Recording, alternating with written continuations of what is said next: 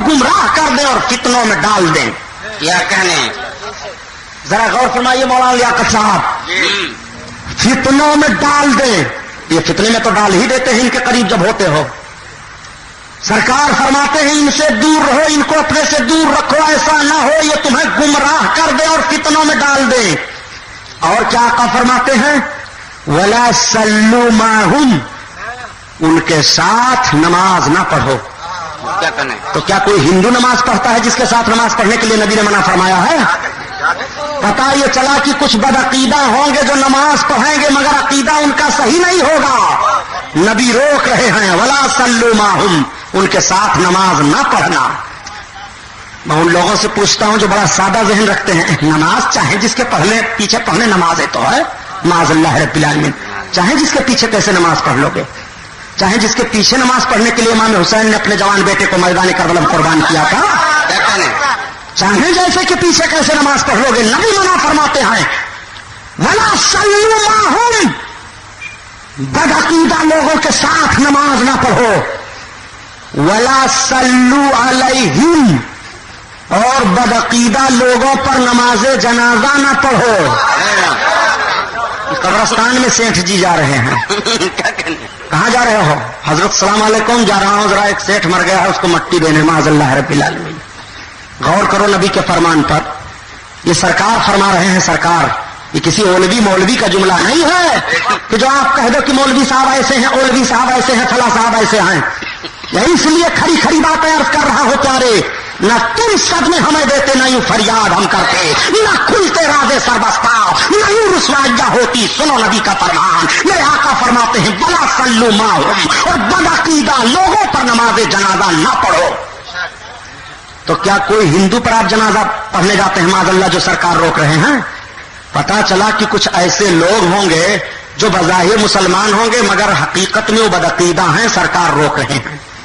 आका फरमाते हैं, वला तुजालिसुहुम, उनके करीब बैठो ना, वला तुआकिलुहुम, उन्हें खिलाओ ना, वला तुशारिबुहुम, न उनके वहां पियो न पिलाओ।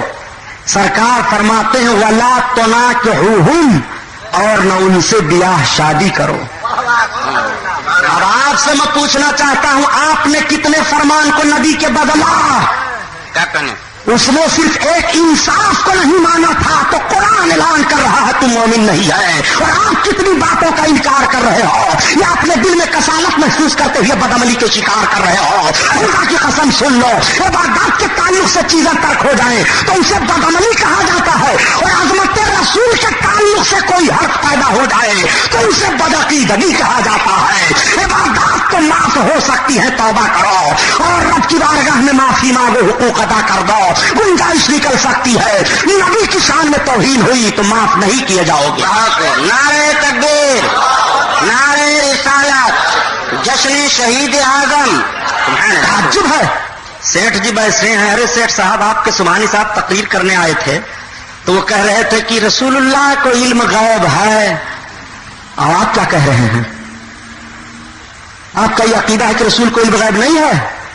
हरामखोर, ऐसी की जबान काट ली जाती बदमाश की फारूकी दौर में।